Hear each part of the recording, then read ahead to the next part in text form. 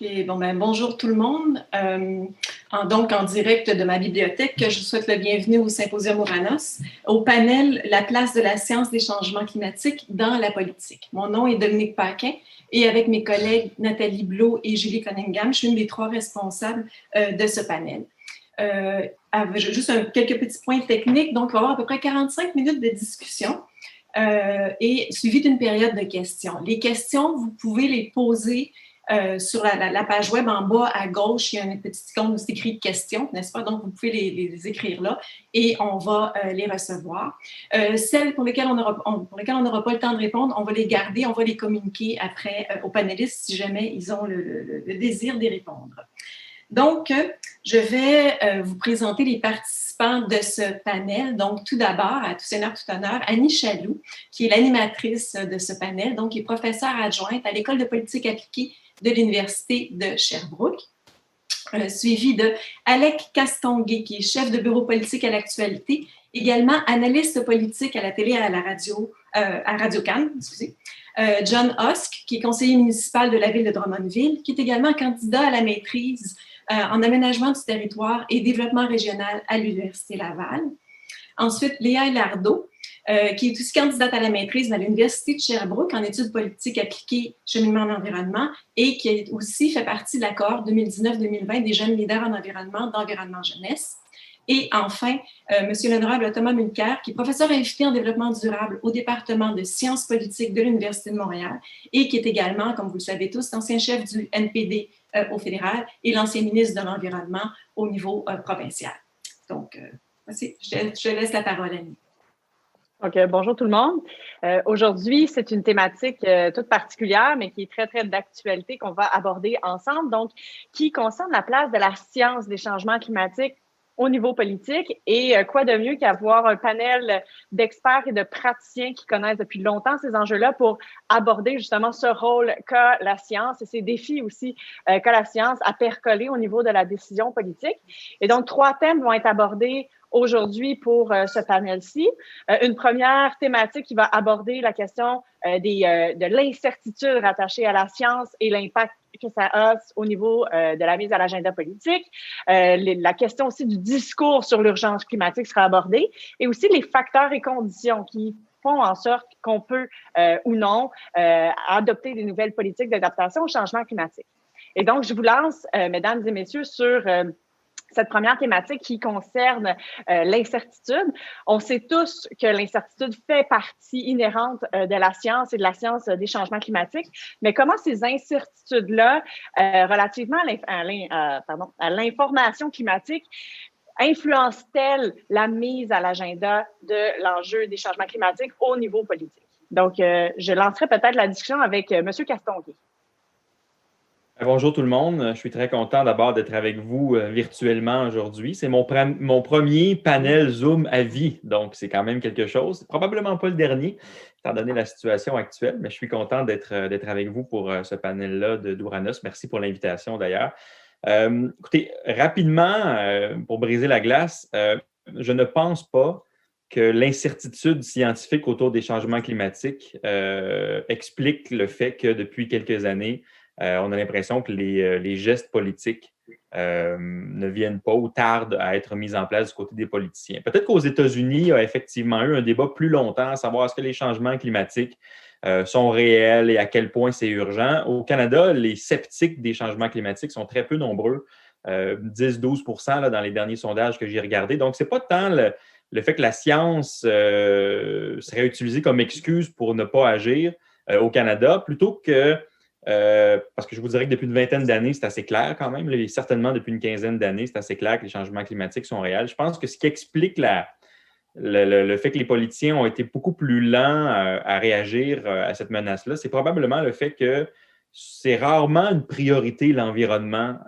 pour les électeurs lorsqu'arrive une campagne électorale. Ça a été récemment un peu différent, notamment la campagne électorale fédérale de 2019. On n'a jamais parlé autant d'environnement, mais précédemment, moi, à chaque début de campagne électorale, je regarde les priorités des électeurs. Les partis politiques en font autant quand ils élaborent leur plateforme. Ils regardent les sondages, ils regardent de quoi veulent entendre parler les citoyens. Puis on a toujours en haut quoi? La santé, l'emploi, l'éducation, l'économie. l'environnement, dans les bonnes années, arrivait 5e ou 6e, parfois plus loin même. Alors, les politiciens, eux, ce qu'ils veulent, c'est parler de ce qu'ils ont l'impression qui concerne ou qui vont toucher les gens pour aller capter leur attention. Donc, je pense que c'est davantage le fait que c'est une menace à plus long terme, les changements climatiques, un sujet qui est pour lequel il faut poser des gestes maintenant, mais qui vont avoir un impact dans peut-être 20 ans, dans 15 ans, dans 30 ans, dépendamment des études, et que les gens ne le voient pas comme étant immédiatement le pain et leur beurre, comme l'emploi, comme la santé, comme l'éducation. C'est des priorités beaucoup plus concrètes pour les gens. Donc, les politiciens ont pris beaucoup de temps à réagir. Puis je vous dirais que même ceux qui ont essayé, puis je termine là-dessus, ceux qui ont essayé, Stéphane Dion, par exemple, lorsqu'il est arrivé à la tête du Parti libéral du Canada après la campagne électorale très difficile de 2006, avait essayé son virage vert, le Green Shift. Il s'était fait démolir par le Parti conservateur à l'époque. Il n'avait jamais été capable de bien l'expliquer. Puis il était probablement en avance sur son temps, dans le sens où les électeurs n'étaient pas prêts encore à bouleverser la façon dont la fiscalité est administrée au Canada pour que l'environnement et les changements climatiques soient très, très en haut de la liste. Alors, le fait qu'il soit brûlé les ailes avec ça, Stéphane Dion a beaucoup refroidi les partis politiques dans les années suivantes en se disant, ça n'a pas marché avec Stéphane Dion, pourquoi on mettrait l'environnement au cœur de notre plateforme? C'est tout récemment là, que ça a commencé à changer. On voit aussi que, puis je laisserai peut-être Léa commencer aussi sur ça, parce que les questions d'incertitude, c'est aussi par rapport au fait que c'est une dimension qui est très, très long terme.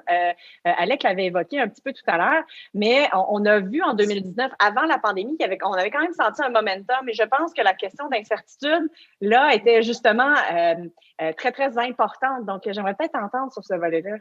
Oui, alors bonjour tout le monde. Je vous remercie également pour l'invitation. Puis je suis très heureuse de participer à ce panel-ci. Effectivement, Annie, on peut parler de 2019, en tout cas, je pense, chez la population d'un momentum. Puis la question de l'incertitude, justement, je pense que ce momentum-là, il a eu lieu parce que notamment une partie de la jeunesse s'est fortement mobilisée et a pris les rues à travers la planète, mais également cette mobilisation-là était signe que l'incertitude, elle s'amenuise d'année en année, de jour en jour. J'ai envie de dire qu'aujourd'hui, même l'incertitude, elle n'a plus lieu d'être, en fait, parce que le groupe d'experts intergouvernemental sur l'évolution du climat, donc le GIEC, dont on parle tout le temps quand on parle de sciences du climat, il est créé en 1988, et dès 1990, dans son premier rapport, il nous dit que l'activité humaine est en train de réchauffer la planète, et donc les chiffres concernant le réchauffement climatique, les scénarios à long terme, on les a quand même depuis de nombreuses années. Et donc, même, je dirais, avant 1990, on savait que les émissions de gaz à effet de serre provoquées par les activités humaines étaient déjà responsables d'un réchauffement planétaire. Donc, je pense que c'est sûr que moi, aujourd'hui, je peux parler en tant qu'à la fois étudiante, je travaille sur ces sujets-là, mais également comme jeune militante. Et je pense que c'est ça, c'est que la jeunesse remarque qu'on sait qu'on va droit dans le mur. C'est pas comme si on était peut-être que le climat est en train de se réchauffer, puis que des conséquences graves sont en train de se dérouler. En fait, le truc, c'est que au Québec, on est quand même dans une zone climatique et géographique privilégiée, entre guillemets, qui fait que on n'a pas encore tous les impacts qui vont arriver. Et oui, effectivement, on parle de plus long terme, de 20-30 ans, voire 2100, etc. Mais quand on y pense, 2100, c'est très bientôt. Moi, je serai encore vivante en 2100. Et donc, alors que contrairement à d'autres parties de la planète, donc notamment des pays qui subissent le plus alors qu'ils sont les moins responsables, on pense à des pays plus pauvres, qui subissent déjà de plein fouet en fait les conséquences des changements climatiques. Donc l'incertitude, en fait, pour moi aujourd'hui, c'est pas un mot qu'on devrait continuer d'utiliser. J'ai eu la chance d'être à la COP25 en décembre dernier, et la chance de rencontrer des tas de jeunes également mobilisés à travers d'autres endroits de la planète, et qui voient leurs îles disparaître. Enfin, ça vient vraiment nous chercher en fait quand on se rend compte que nous, on est encore en train de se dire « Ah oui, on ne sait pas trop, on va peut-être agir », alors que les conséquences se font déjà sentir. Puis en fait, même au Québec également, la fonte du Pergélisol dans l'extrême nord du Québec, etc., les précipitations qui font que s'agrandir et se multiplier. Donc, le problème, c'est que la science du climat, elle est difficile à vulgariser, je pense. Et donc, les gens, dans leur quotidien, effectivement, pensent plus à des sujets comme, l'économie, quand on veut tout le temps opposer l'économie à l'environnement, alors que également, ça n'aurait pas lieu d'être. Mais il y a des sujets plus concrets qui nous touchent dans notre quotidien, alors qu'en fait, ils sont tous interreliés. Effectivement, on peut aussi parler de la santé qui touche également les gens, mais la santé est très liée au changement climatique. Puis la santé publique ça va être un sujet vraiment de l'heure quand on voit que les changements climatiques impactent fortement la santé. Mais donc, c'est qu'on n'est pas sur du quotidien. Et donc, effectivement, pendant des années, ce n'était pas la priorité au niveau politique. Et ça commence de plus en plus à l'être, mais il est grand temps, en fait, j'ai envie de dire, parce que c'est ça, cette incertitude-là. Pour moi, en fait, ça fait déjà de nombreuses années qu'elle n'a plus lieu d'être et qu'on sait déjà ce qui est en ce moment et ce qui s'en vient dans le futur. Donc, voilà. Et en fait, ça me permet de lancer à un autre panéliste, mais cette idée-là, donc, d'incertitude, on la voit aussi un peu plus sur le volet adaptation au changement climatique. Et au niveau local, bien sûr, cette notion-là d'adaptation, d'incertitude sur les transformations, la résilience qu'on doit apporter, c'est quand même un défi important. Et John, je sais que tu voulais intervenir à cet effet-là. Oui, merci. Merci, Annie. En fait, pour poursuivre sur ce que Mme Hilardeau disait, c'est qu'au niveau municipal, c'est très micro, c'est très quotidien ce qu'on peut voir. Et je dirais qu'au niveau, moi, ma lecture de la gestion des incertitudes au niveau municipal, local et régional, en fait, c'est plus une question de données. Parce que moi, ça fait 11 ans que je suis conseiller municipal à Drummondville. Et c'est pas parce qu'on l'a pas nommé tel phénomène, adaptation au changement climatique spécifiquement, qui se produit pas déjà des impacts. Je prends juste l'exemple de l'intensification des averses. Du moins, je vais parler pour le sud du Québec. Là, moi, j'étais à Drummondville. On a eu des étés là, dans les 5 dernières années où il y a, en une semaine, 2 pluies de récurrence centenaire. Donc, c'est déjà très concret. Donc, moi, je pense qu'on parle d'incertitude, peut-être sur le spectre final des impacts des changements climatiques sur plusieurs décennies en fonction de quelle sera la hausse de la température, le nombre de degrés.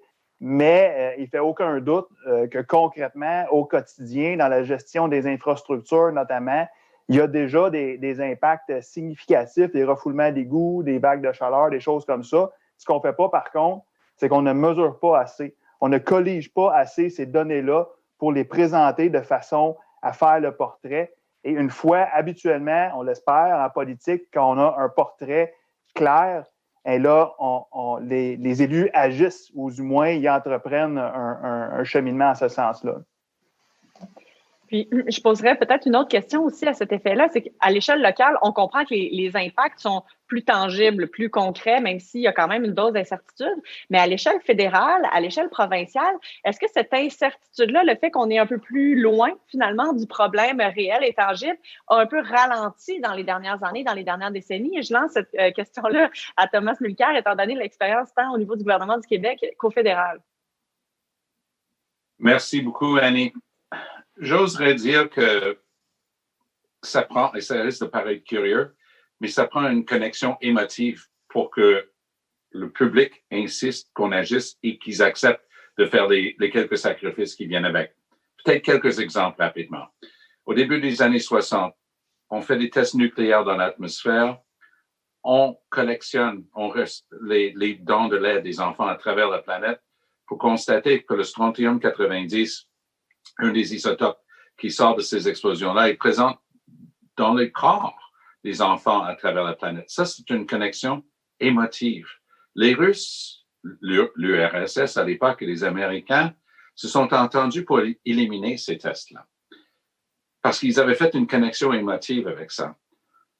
Reagan apprend qu'il y a un trou dans la couche d'ozone. Je ne suis pas sûr que Ronald Reagan était un grand scientifique, mais il savait écouter les scientifiques et il ne faisait pas face à une panoplie de ozone hole deniers.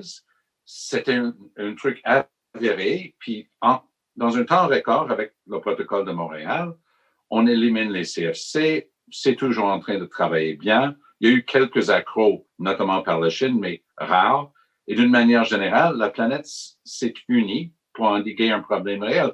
On peut prendre l'exemple des pluies acides, la première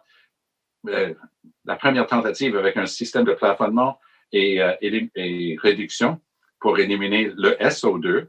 Et ça, c'était une entente entre deux gouvernements de droite, Mulroney et Bush aux États-Unis. Donc, c'est faisable s'il y a un lien, les gens ont confiance que c'est réel et qu'il faut agir. Ma première présentation par Ouranos date il y a 17 ans quand j'étais le ministre de l'Environnement.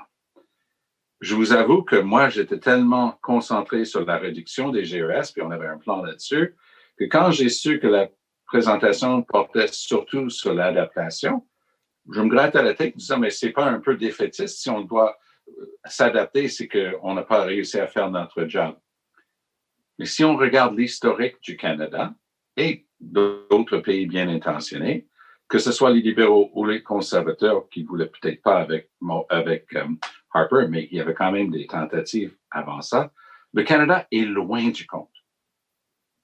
On n'a jamais réussi, et ça, c'est Julie Galfand qui le dit dans son dernier rapport comme commissaire à l'environnement et au développement durable. Donc, la réelle question, c'est comment ça se fait qu'on échoue constamment, même pour la partie réduction des gaz à effet de serre, qui est mesurable et quand même prouvable. Mais quand je dis que ma première présentation par Ouranos a eu un effet déterminant sur moi, c'était pas lors de la présentation. C'était lors de la décennie qui a suivi. Parce que la présentation me donnait des exemples concrets de l'effet, parce que le Québec est tellement vaste qu'on n'y pense même pas sur l'échelle de la planète. Québec est énorme. Golfe du Saint-Laurent, pour prendre ce seul exemple, puis on s'est concentré là-dessus.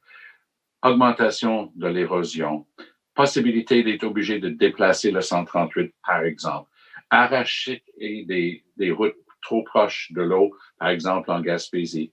Je me souviens d'un Noël, il y a peut-être 7-8 ans, d'avoir vu des images de routes arrachées en Gaspésie, d'avoir vu l'érosion massive d'une plage qui s'appelait Ferguson, proche de cette île. Je me suis dit, mais c'est exactement ça dont on me parlait. Donc, moi, je pouvais faire cette connexion parce que j'avais eu des gens brillants qui avaient fait leur travail, qui m'avaient dit que c'est ça que ça va donner ici au Québec.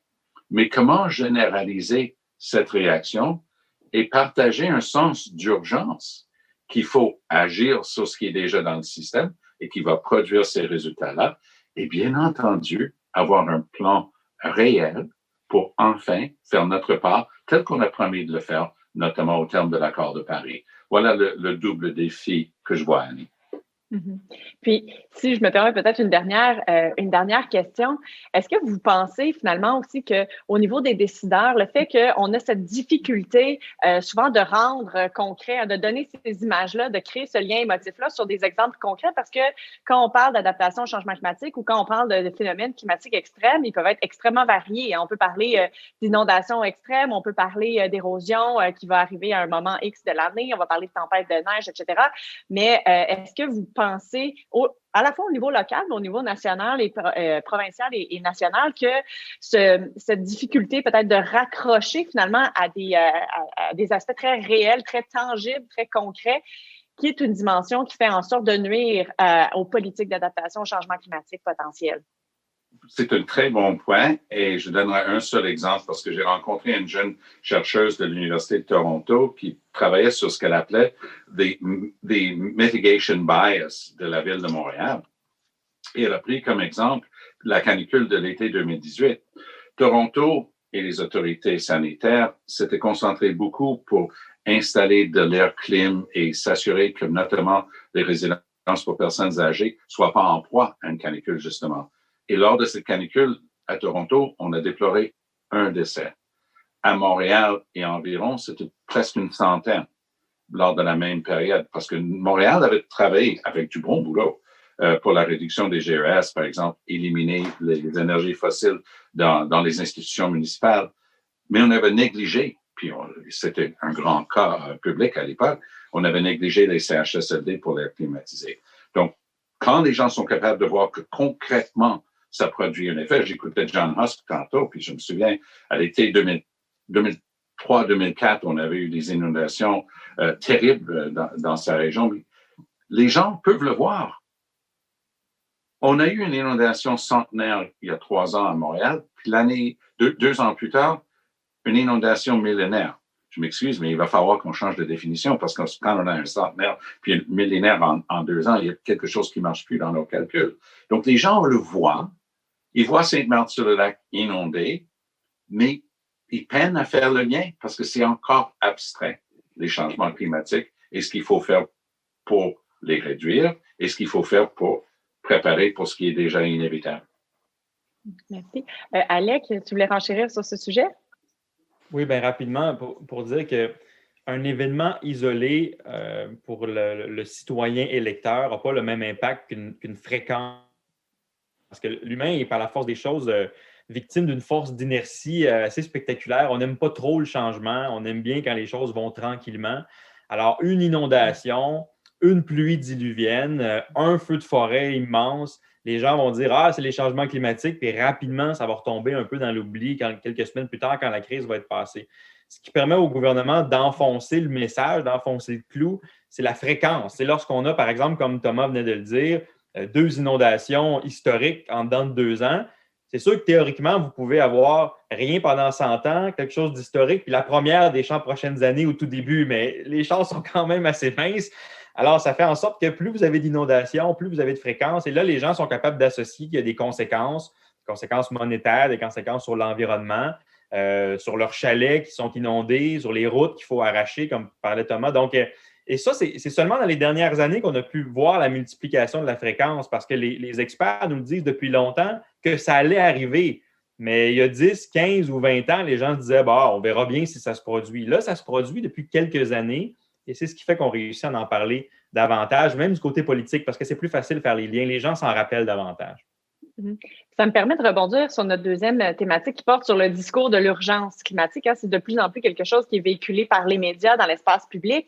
Et selon vous, est-ce que ce discours-là sur l'urgence climatique, et là surtout dans un contexte de pandémie, je pense que ça nous permet de mettre les choses en perspective, mais ce discours-là sur l'urgence climatique, est-ce que ça aide ou ça nuit selon vous, à la mise à l'agenda politique au niveau de l'adaptation au changement climatique et des changements climatiques de manière plus large?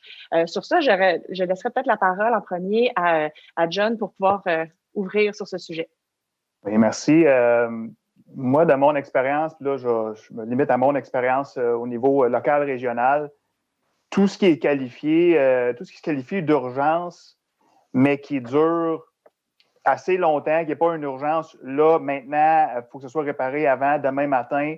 Ce n'est pas un discours qui résonne longtemps comme, en tout cas, au niveau du gouvernement local. Ce n'est pas un discours qui résonne et fait en sorte qu'une prise en charge structurée et globale pour intégrer dans un exemple une planification stratégique d'adaptation au changement climatique.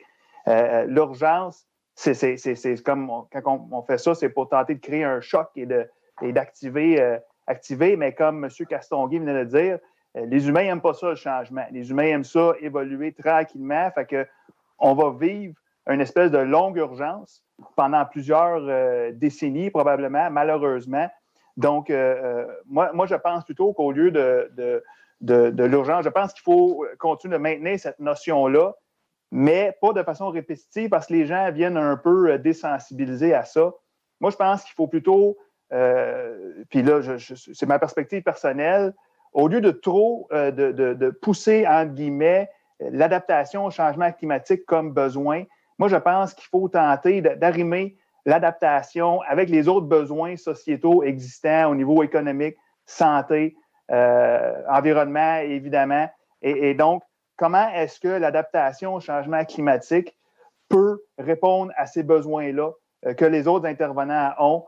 Moi, j'ai tendance à le présenter de cette façon-là parce que si j'ai mon expérience, mon humble expérience me dit que si on pousse ce nouveau besoin-là, puis en plus, il est urgent, ça crée un espèce d'effet de refermeture souvent.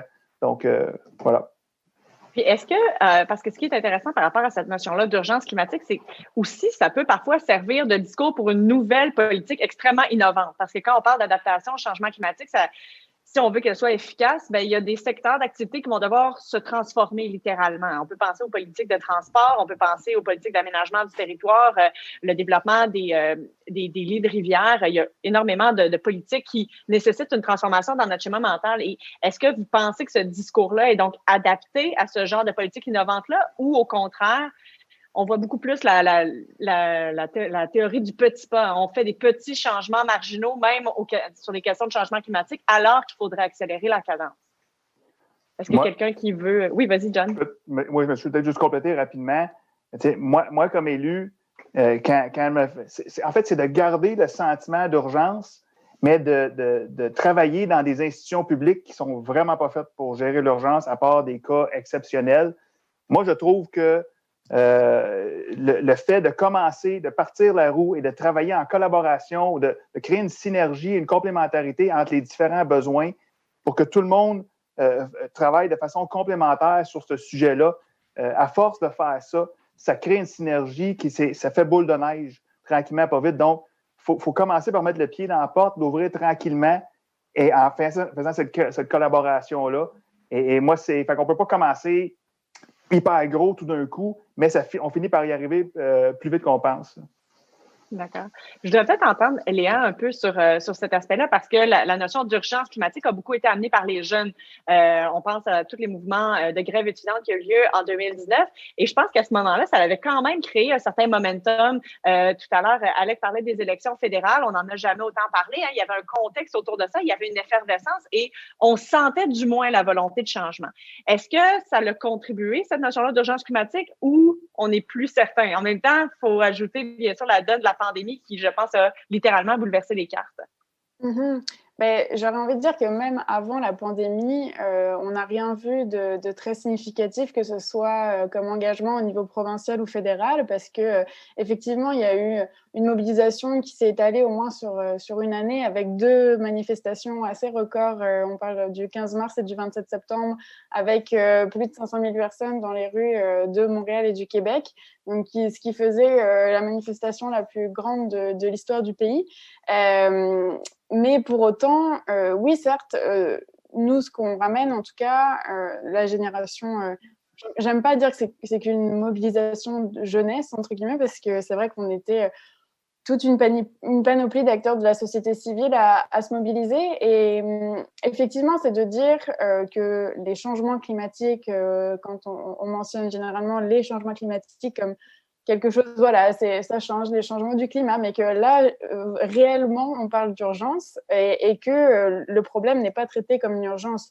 Et ce que je trouve assez ironique, c'est que malheureusement, ces termes-là qui sont très concrets et qui impliquent des actions qui répondent à une urgence, se reflètent dans le discours politique, mais seulement dans le discours, malheureusement. On voit qu'il y a eu toute une panoplie de municipalités, mais également au niveau provincial, fédéral, des motions à l'Assemblée nationale, de déclarations, on déclare l'urgence climatique, mais concrètement, qu'est-ce qui se passe? Absolument rien. En fait, c'est que c'est pas parce que je suis entre guillemets militante que je me dis ah non, le gouvernement ne fait rien, mais concrètement, quand on évalue et on évalue les politiques publiques, il se passe très peu de choses. Là, au niveau, par exemple, au niveau provincial, où je suis quand même de très près ce qui s'en vient, on nous parle d'un plan de réduction de gaz à effet de serre qui devait déjà s'en venir il y a plusieurs mois, mais qui, en raison de la pandémie notamment, a été repoussé, mais qui n'atteint même pas finalement les cibles que le Québec s'était donné pour l'accord de Paris, qui elles-mêmes sont en dessous de ce que le GIEC recommande pour qu'on puisse maintenir la température terrestre à 1,5 degré Celsius. Donc c'est ça, c'est que moi je trouve assez ironique cette utilisation de l'urgence qui, sur la scène publique, fait refléter un certain engagement, mais qui, en fait, en retour, ne nous prouve absolument rien, parce que c'est sûr que c'est important que d'abord les choses se reflètent dans le discours pour qu'ensuite on passe à l'action, mais c'est que là, quand on regarde, même au niveau canadien, la place du Canada dans les négociations internationales, on parle du Canada et c'est drôle parce qu'à l'échelle, sur la scène internationale, le Canada paraît très bien, mais même là, à la COP25 en décembre, c'est assez impressionnant à quel point il se passe absolument rien, en fait, parce qu'on a toujours la cible qui a été donnée par le gouvernement Harper en 2015 à la signature de l'accord de Paris, qui est absolument ridicule quand on regarde ce que le Canada devrait fournir comme effort de par sa responsabilité historique et les moyens qu'il a pour lutter et également aider les autres pays à s'adapter, etc. Donc, on parle là de justice climatique. Et là, le Canada, sur ce point-là, même au niveau des cibles, on parle même pas de réduction, en fait, depuis cette date-là. Donc, j'aime pas trop, en fait, que c'est ça exactement quand, comme l'a dit John, le fait de répéter la notion d'urgence, ça lui enlève toute substance, en fait, j'aurais envie de dire. Donc, c'est pas du tout suffisant. Puis c'est ça, en fait, qu'on essaye de rappeler, notamment la mobilisation jeunesse aussi, de dire ça suffit de nous prendre, entre guillemets, pour des idiots, parce que c'est ça, au niveau politique et concret, et même au niveau des chiffres. Concrètement au niveau des taux de réduction, des politiques d'adaptation. Bon, c'est vrai que on en parlera peut-être plus dans le troisième point, mais au niveau de l'adaptation, je trouve que l'action locale est essentielle, mais c'est ça, moi, qui me concentre sur le niveau provincial et fédéral. C'est complètement... les motions qui sont passées à l'Assemblée nationale, c'est clairement de la belle image, j'aurais envie de dire, parce qu'on ne voit rien, puis on ne sent rien qui se passe au niveau concret de politique publique. Donc, voilà, ce serait mon point. Merci. Merci. Je voyais Alec qui voulait aussi répondre à ça. Oui, c'est qu'il y a une tension énorme en politique entre l'idéalisme et le pragmatisme. Et en environnement, c'est probablement l'endroit où on le voit le mieux. C'est-à-dire que Léa parlait des cibles du gouvernement canadien qui sont ridicules parce qu'ils sont en dessous ce que le GIEC recommande et que c'est les cibles que Stephen Harper avait établies, c'est vrai.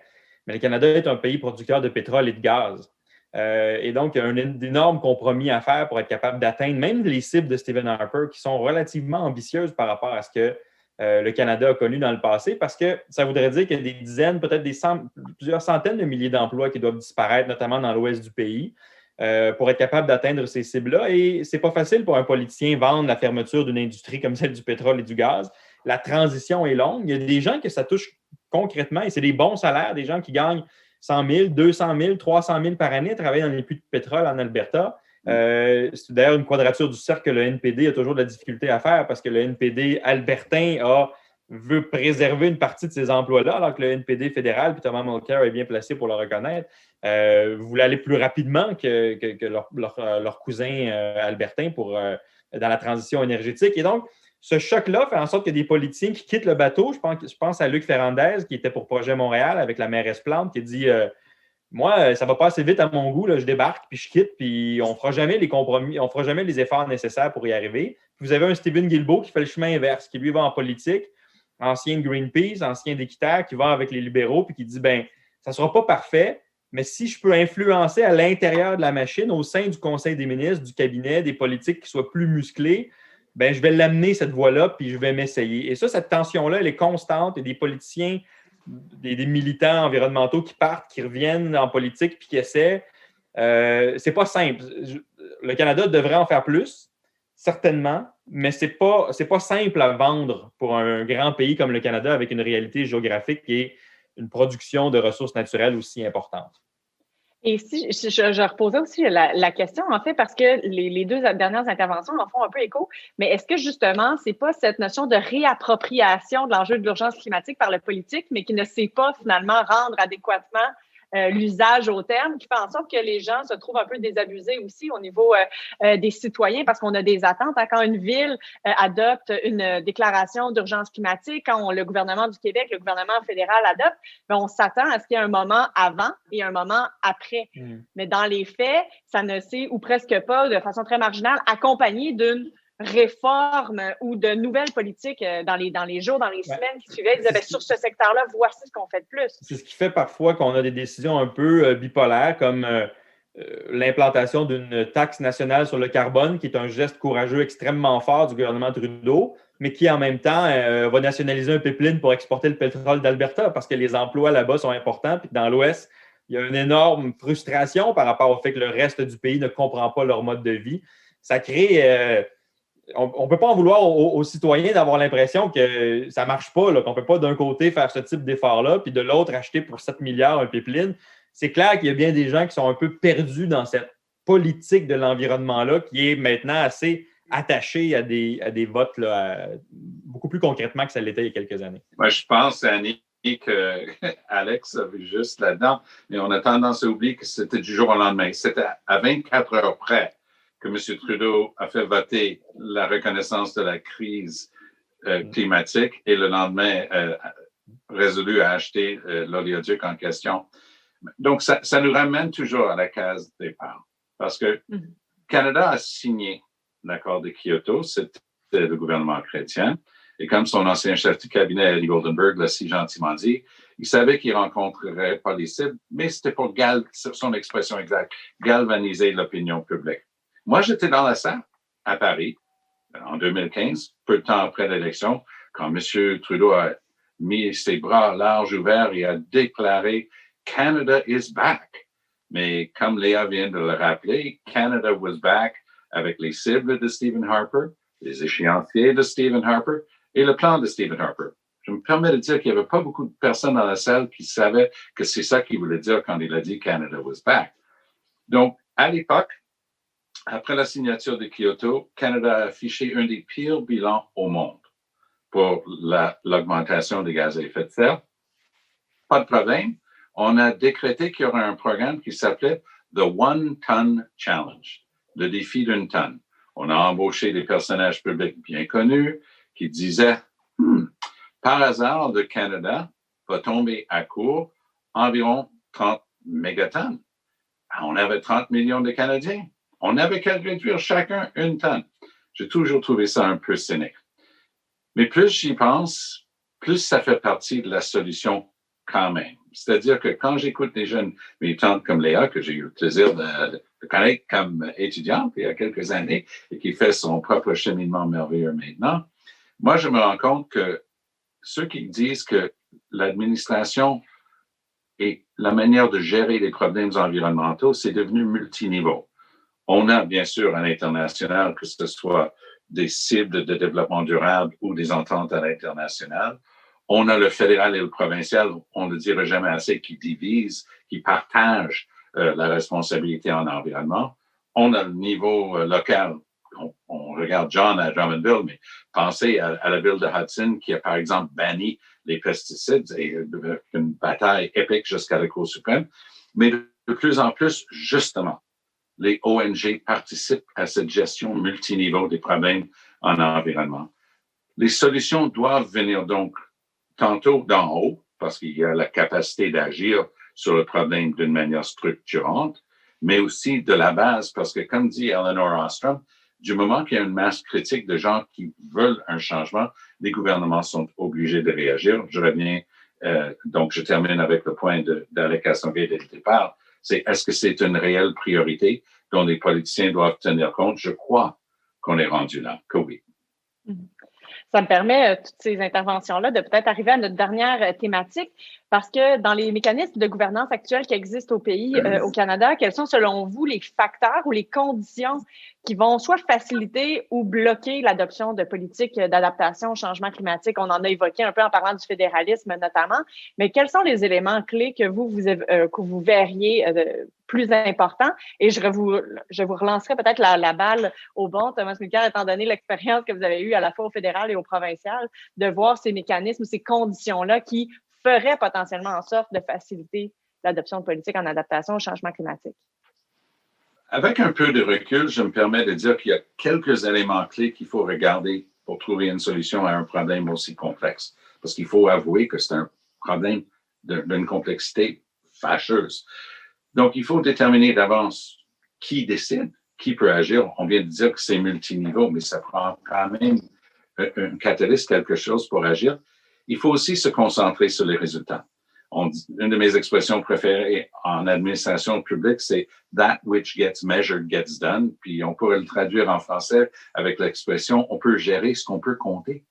Donc, il faut se concentrer sur les résultats et peut-être être un petit peu moins partisan. J'ai eu l'occasion avec Paul Bégin, qui était un féroce adversaire lorsqu'on était de part et d'autre de l'Assemblée nationale, mais avec Lise Bacon et Cliff Lincoln et plusieurs autres anciens ministres de l'Environnement, on a signé un projet de loi l'année dernière pour dire à l'Assemblée nationale, concentrez-vous sur une obligation de résultat. Je pense que ça, c'était absolument essentiel, Annie. Et je dirais qu'un autre élément clé, c'est qui est responsable d'appliquer. Enforcement. Il n'y a pas un bon mot français pour enforcement, mais c'est l'application rigoureuse des lois. Finalement, ça devient aussi une question de priorité et je manquerais à mon devoir si je renchérissais pas sur ce que Léa a dit tantôt, c'est-à-dire de mentionner qu'il y a quand même un énorme écart nord-sud dans la capacité de répondre à ça et c'est vital. Souvent dans le sud, les changements climatiques risquent de produire des effets négatifs encore plus dévastateurs, d'autant plus qu'on n'est pas équipé pour faire justement cet effort d'adaptation. John, je te lancerai la balle également. Bien, merci.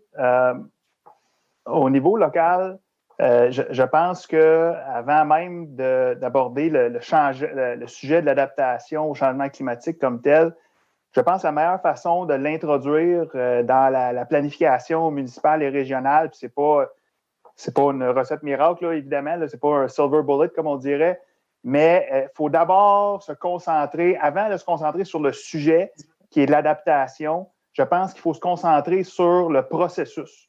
Comment est-ce qu'on intègre ça? Par quel processus est-ce qu'on va finir par intégrer ça dans la planification municipale et aussi de leadership? Je m'explique, c'est que moi, j'ai vu que au niveau municipal, régional, quand il y a un plan stratégique global pour l'organisation municipale, ça devient la chose à accomplir, la chose en tout cas en théorie, si c'est bien monté, comme on pourrait dire, ça devient ce que toute l'organisation doit faire. Donc, d'abord, si on intègre l'adaptation au changement climatique dans le plan stratégique global, ça devient partie prenante pour toute l'organisation. Mais ensuite, le fait d'intégrer l'adaptation, c'est beaucoup. Moi, je pense qu'on construit d'abord, quand on travaille, même dans les institutions publiques, on construit des relations interpersonnelles. Donc, je pense que c'est le fait de développer une relation de confiance avec les autres gens qui touchent de près ou de loin au sujet et de développer avec eux, étape par étape, portrait, diagnostic, vision, plan d'action, y aller, si on veut, étape par étape comme ça pour intégrer leurs besoins à eux, des autres acteurs, exemple au niveau municipal, travaux publics, les loisirs, l'ingénierie, etc. Il y a plusieurs services qui touchent l'adaptation au changement climatique. Donc, si les leaders de cette démarche-là ont un bon processus, étape par étape, et qui font preuve de leadership inclusif, d'empathie et qui transmettent le message à leur interlocuteur, que l'interlocuteur peut avoir confiance qu'ils vont intégrer leurs préoccupations dans l'adaptation, mais cette relation de confiance-là est à la base pour faciliter cette gestion-là du changement étape par étape. Là. Merci. Je voyais Alec aussi qui avait une main levée. Oui, c'est que j'ai hâte de voir l'effet qu'a la pandémie sur le processus dont parle John, parce que on a collectivement compris que quand le gouvernement veut, maintenant, il peut. On a fait presque des miracles pour lutter contre la pandémie. Évidemment, ce n'est pas terminé. Elle va se terminer un jour, on ne sait pas quand, mais la mobilisation des forces gouvernementales et même de la société civile pour combattre ce virus-là, c'est sans précédent, autant dans le monde qu'ici au Québec ou au Canada. Et donc, l'espèce d'inertie inhérente à ça prend du temps, à se décider, il faut que ça passe à travers 17 comités.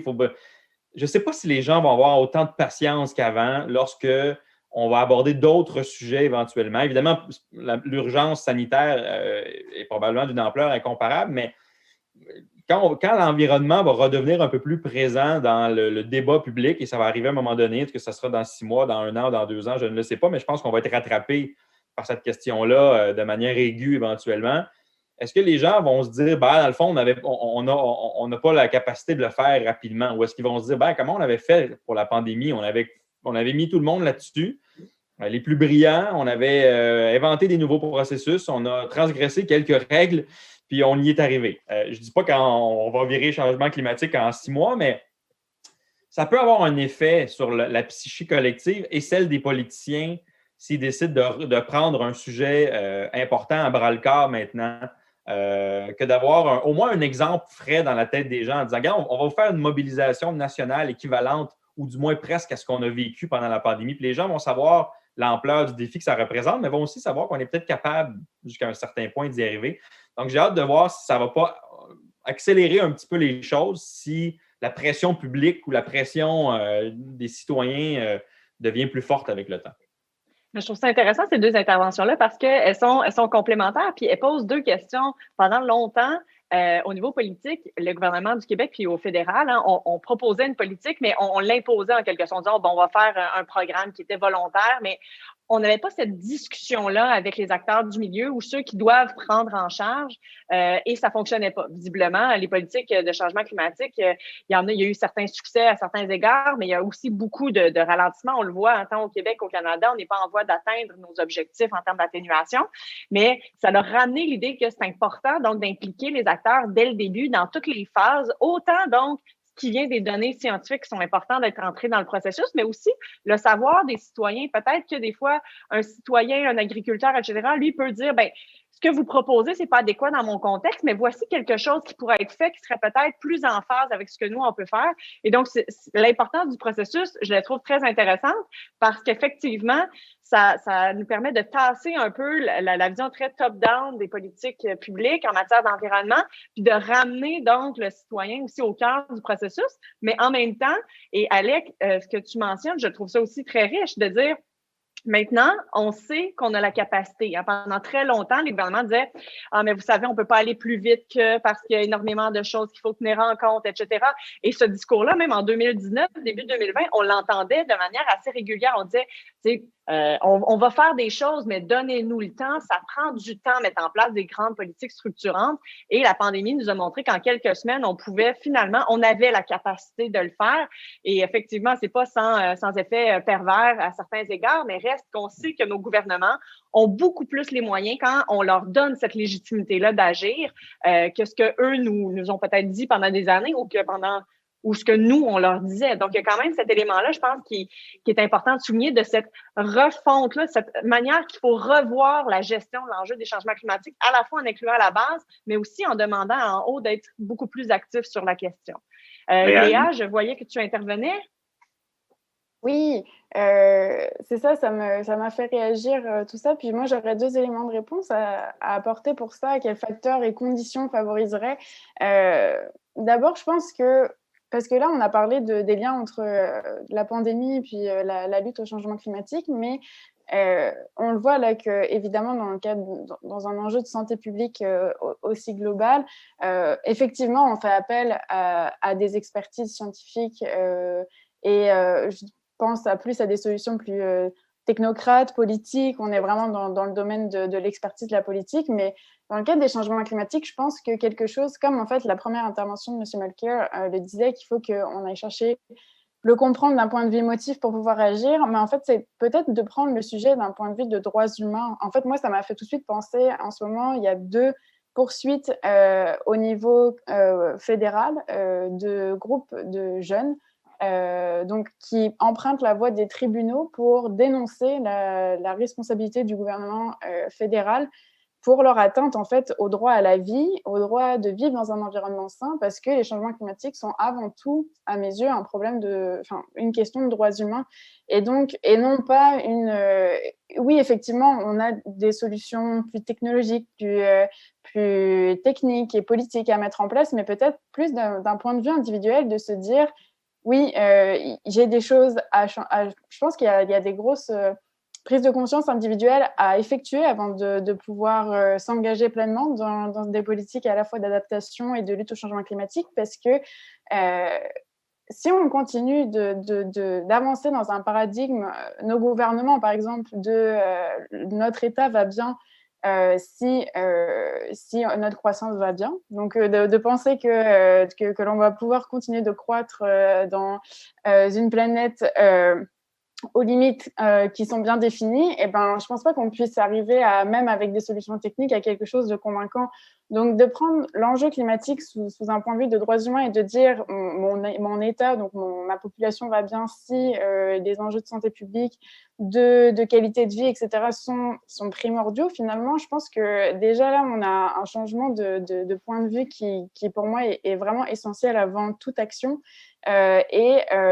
Également, en fait, là, je rebondis un peu sur tout ce qui a été dit, c'est l'enjeu, je pense, de la décentralisation qui aussi permet une réhumanisation, justement, qui est liée aux droits humains, de dire, parce que là, on parlait justement du statu quo qui ne fait que perdurer au niveau fédéral, de dire, je pense que même Annie, vous aviez écrit avec plusieurs personnes un ouvrage sur le Canada, un pays ingouvernable, finalement, parce que tellement vaste, et on a d'un côté l'Alberta, de l'autre côté le Québec, comment mener des politiques qui soient homogènes et cohérente dans un État qui est en fait finalement si vaste et qui demande des interventions différentes.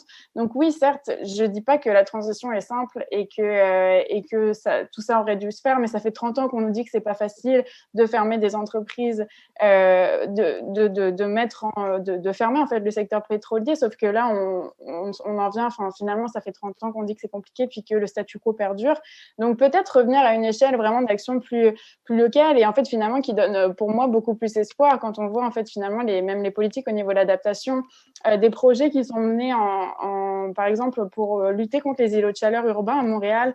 C'est un projet qui est mené en partenariat avec des acteurs locaux de la santé publique, la ville de Montréal, des acteurs, des citoyens et citoyennes, qui sont des projets finalement très locaux, mais qui sont en fait fondamentaux, puis qui permettent justement dans des quartiers où les gens vivent et évoluent, de voir que des changements peuvent se faire. Et on ne parle pas là de grands changements à l'échelle du pays qui font très peur et finalement qui vont faire peur à toute la population. Mais donc c'est ça, je pense que l'action locale est vraiment essentielle, puis en fait de permettre en fait aux acteurs locaux d'agir, parce que dans un de mes travaux, je me souviens, j'ai été allée rencontrer des élus de la mairie de Gaspé en Gaspésie, puis notamment le responsable des travaux publics qui me disait nous, on ne peut que réagir à des urgences, par exemple, quand on parle de l'érosion. Un ponton cède, le monsieur avait dû intervenir en plein milieu de la nuit, mais finalement, ensuite, c'est des tas de paperasse pour faire renvoyer le dossier au niveau provincial et pour qu'ensuite des fonds leur soient transférés, etc. Donc, je pense que l'expertise au niveau local de tout simplement citoyens et citoyennes lambda qui connaissent vraiment mieux que ce qu'on pense leur territoire et la façon dont il évolue, il faut absolument qu'on la prenne en compte et qu'on donne des moyens à ces personnes-là d'agir finalement sur à la fois les questions d'adaptation et d'atténuation. Merci. Merci. Peut-être rapidement, Thomas, parce qu'on passerait ensuite à la période de questions. Allons directement à la période des questions, Annie. Donc, parfait. Je vais laisser maintenant Dominique. Oui, OK. Bonjour. Donc, une première question, en fait, je pense que Léa et M. Mulcair en ont parlé un petit peu par rapport aux les différents niveaux, dont l'international. Puis, il y a une question qui concerne les changements climatiques en Afrique. Parce que, bon, la vie des gens là-bas, elle est directement impactée. Et la question, c'est comment la jeunesse engagée peut-être s'y prendre pour faire bouger les lignes directives, pour faire avancer la société, malgré la mauvaise volonté des politiques, principalement quand on pense à certains endroits à l'international. Annie, je te laisse rediriger la question, oui. Ça, c'est pas adressé à un panéliste en particulier. Oui, en fait, comme je sais que Léa a participé à la COP, je lui laisserai peut-être quelques secondes, puis aussi Thomas Mulcair ensuite poursuivre sur cette lancée. Là, moi, j'ai pas tout à fait saisi le lien entre l'Afrique, puis en fait, ce serait plus de répéter parce qu'il y avait beaucoup d'éléments. Mais... Okay. C'est juste qu'en fait, c'est un endroit qui est déjà impacté directement. Oui. Souvent, ici, on espère quelque part voir une catastrophe parce que c'est ce qui mobilise les gens, d'accord? Là, souvent, il y a des impacts qu'on peut pratiquement directement attribuer au changement climatique et malgré ça, on demande comment mobiliser les gens, notamment la jeunesse, s'il y a vraiment une mauvaise volonté au point de vue politique. Donc là, ce serait plus au niveau de voir dans d'autres pays du monde. Mais je pense qu'en fait, malheureusement, on se fait une idée très stéréotypée de l'Afrique en général, etc., alors que c'est un continent absolument immense et en fait avec des réalités complètement différentes. Mais effectivement, j'ai pu rencontrer des jeunes leaders de mon âge, voire moins, me raconter en fait finalement les cas de sécheresse qui obligent des populations à migrer, à changer de lieu de vie, etc. Et qui se mobilisent, mais je dirais encore on n'a pas de différence de légitimité, mais là, un sentiment d'urgence qui est propre, qui vient les chercher complètement directement. Donc là, la notion d'incertitude, elle peut être complètement éliminée parce qu'effectivement, c'est concret, c'est quotidien et c'est en ce moment. Mais là, j'ai aucune connaissance des réalités politiques locales, plus sur la mauvaise volonté que pourraient exprimer certains leaders, mais il y a beaucoup, moi, ce que je pourrais analyser, c'est, j'ai pu remarquer en décembre vraiment les différences on parle souvent en relations internationales, en diplomatie, de hard power et soft power, donc au niveau des richesses et également l'influence que les États ont internationale. Et dans des périodes de négociation, des leaders de pays qui sont justement en plus grande difficulté, mais directement impactés, qui, face à l'intervention du ou de la représentante des États-Unis, ne peuvent absolument finalement rien répondre. Donc, il y a des enjeux de pouvoir qui sont très concrets. Et moi, ce que j'ai pu observer, c'est les États-Unis et le Canada sur certains sujets, mais pas tous, complètement fermés. Notamment, depuis l'accord de Paris, on a signé, on a mis en place le mécanisme de Varsovie qui concerne en fait finalement la réponse aux catastrophes. Donc là, on parle du volet de l'atténuation des changements climatiques, de l'adaptation aux changements climatiques, mais là, on n'en est même plus là finalement. On parle du volet de comment aider des personnes qui sont déjà en fait dans les conséquences des catastrophes naturelles.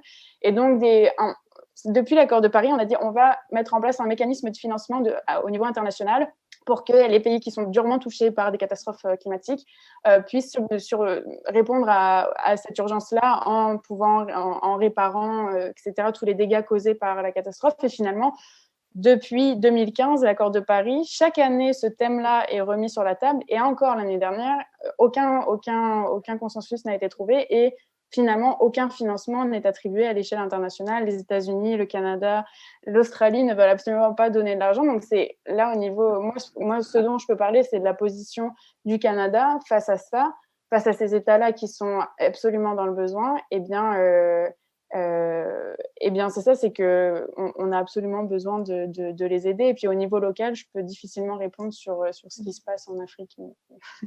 Merci. Thomas, peut-être rebondir sur cet aspect-là? Peut-être le plus important, ce serait le partage des connaissances et des expertises pour y faire face et une aide financière directe. Ce que le Canada a fait bien après la signature de l'accord de Paris, les sommes consenties à ce chapitre par le Canada sont très importantes par rapport à notre maigre participation à l'aide directe internationale et c'était bien mené. C'est surtout ça, parce que les effets vont se faire sentir dans des pays qui peuvent le moins y réagir. Merci. Je laisserai peut-être une autre question. Oui. Qu'est-ce qui manque pour que les politiciens voient l'adaptation au changement climatique comme un enjeu pragmatique à aborder? On peut espérer des catastrophes naturelles, là, mais c'est pas vraiment, parce qu'on sait que c'est ce qui fait bouger les gens, c'est pas ce qu'on souhaite. Donc, est-ce que c'est de travailler moins avec les politiciens nationaux puis davantage avec les politiciens régionaux et locaux, par exemple? Est-ce qu'il manque des études économiques qui montrent le retour sur l'investissement? Il y aurait tellement de intéressant. Oui, je vais me permettre, parce que j'ai donné à Dominique un lien qu'elle va partager. Elle m'a dit, c'est un jeune, il vient de recevoir son PhD à l'Université McGill, un spécialiste en environnement, en changement climatique. Il a fait une thèse absolument magistrale où il analyse notamment comment ça se fait qu'au Canada, on a toujours échoué à rencontrer nos obligations internationales. Donc, c'est une recension absolument merveilleuse et je me permets de suggérer aux gens qui vont trouver plein de réponses. Une des choses que moi j'ai constatées, c'est que c'est souvent très facile de faire peur aux gens parce qu'on a poussé très fort, les partis de droite ont poussé très fort pour des accords de commerce international qui ont réduit le salaire moyen de la famille moyenne dans ces pays-là, des familles de travailleurs.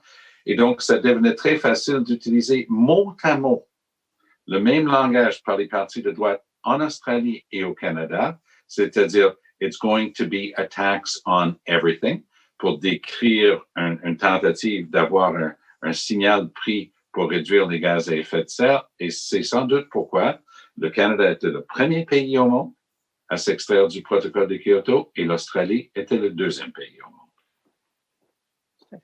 John, je voulais que tu voulais intervenir aussi sur cette question. Très rapidement, niveau local, régional, l'adaptation, c'est un enjeu très technique. Moi, j'inciterais vers le leadership de la fonction publique à mettre de l'avant cet enjeu-là auprès de leurs élus. Ils ont très certainement un rôle important à jouer. Merci. Je vois que le temps file, donc je me permettrais peut-être de clore un peu ce débat. Je tiens à vous remercier tout le monde parce que quand on parle donc du rôle de la science et de l'adaptation au changement climatique, on se rend compte, puis vous l'avez vu ici, que c'est quelque chose d'extrêmement complexe. Le politique intervient un peu partout. Il y a les questions qui entourent aussi la notion un peu de neutralité. Comment on intervient au niveau des politiques environnementales pour que ce soit compris, que ce soit assimilé, que les gens soient sensibilisés et demandent davantage. Je pense que c'est un des aspects que si la conversation on avait eu plus de temps, on aurait pu développer amplement sur ça. Mais ce que ça nous laisse finalement comme réflexion, comme discussion, c'est qu'on doit continuer vraiment à sensibiliser les acteurs à tous les niveaux, que la notion du processus, puis je pense que c'est un des éléments qui ressort de cette présentation-là, est drôlement importante si on veut s'adapter au changement climatique puis on veut y répondre de manière plus adéquate. Je pense qu'à différents niveaux, puis on l'a vu avec tous les intervenants, il y a énormément encore de travail qui peut être fait, mais il y a quand même finalement peut-être des solutions, des idées, de l'espoir à y avoir pour lutter plus efficacement contre les changements climatiques. Donc, je m'arrête ici. Je vous remercie tout le monde d'avoir assisté à ce panel, puis j'espère qu'on aura l'occasion de se reparler prochainement. Oui, merci tout le monde et je veux simplement vous dire que demain matin, ça reprend à 9h15. Mais avant tout, je veux remercier beaucoup Annie Chaloux, Alec Castonguay, John Husk, Léa Lardo et Thomas Mulcair qui ont généreusement accepté de participer à ce panel. Merci beaucoup à tous. Au revoir, bonne journée. Merci. Au revoir tout le monde.